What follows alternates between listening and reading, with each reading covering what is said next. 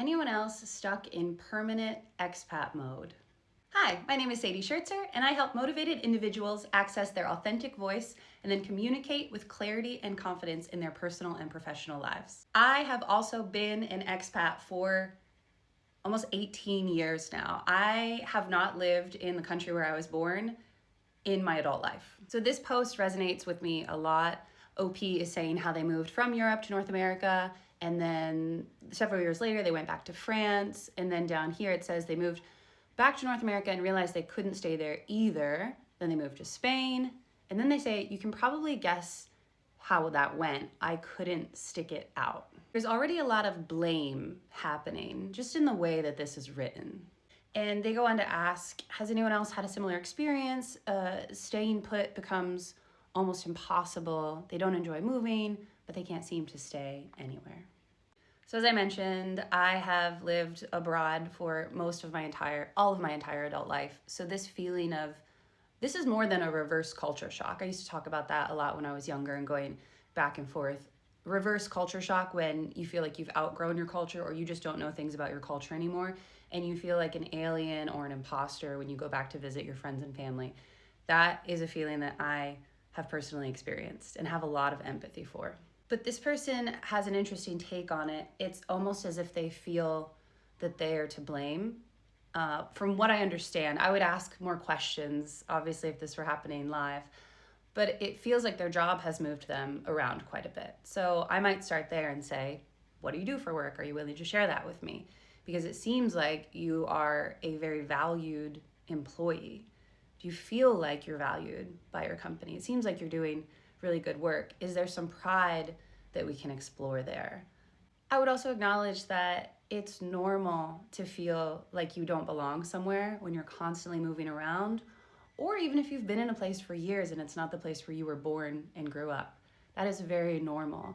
That's why there exist thousands of meetup groups and Facebook groups advertising expat communities and get-togethers for non-native speakers, whatever country it is that you live in. That is a very normal shared experience. So once we talked a little bit more, I would also say, have you joined any groups?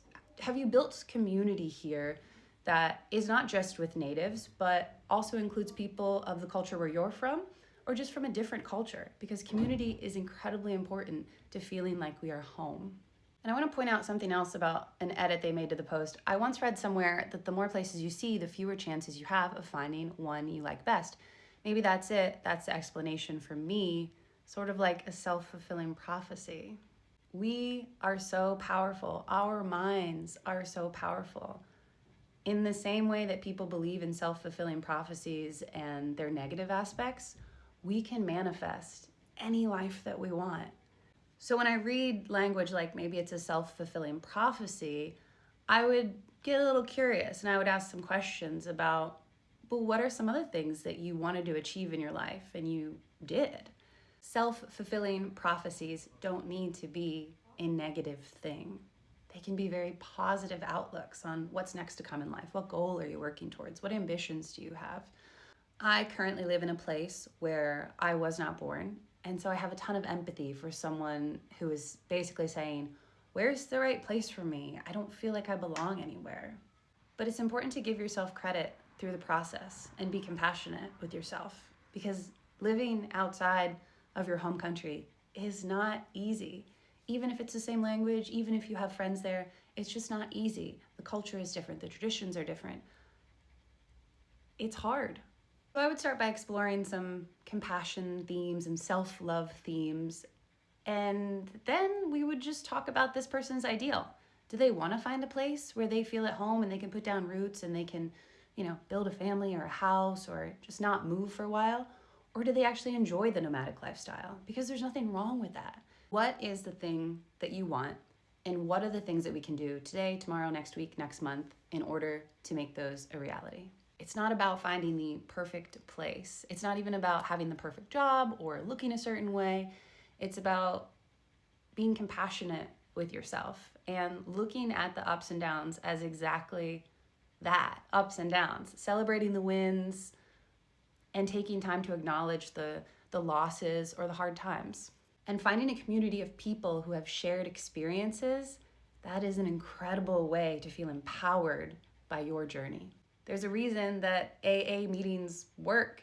It's people who have had a very tough time with addiction, and they are finding support and community by meeting up with one another. I'm not suggesting that living abroad is anything like fighting an addiction, but what I am saying is that anything you go through in life, it's okay, and sometimes it's necessary to seek out community and surround yourself by people who support you and who understand you.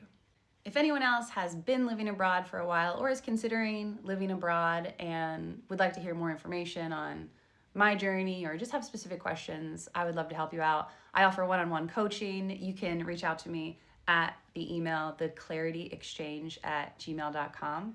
And wherever you are in the world, I hope you have a fantastic day.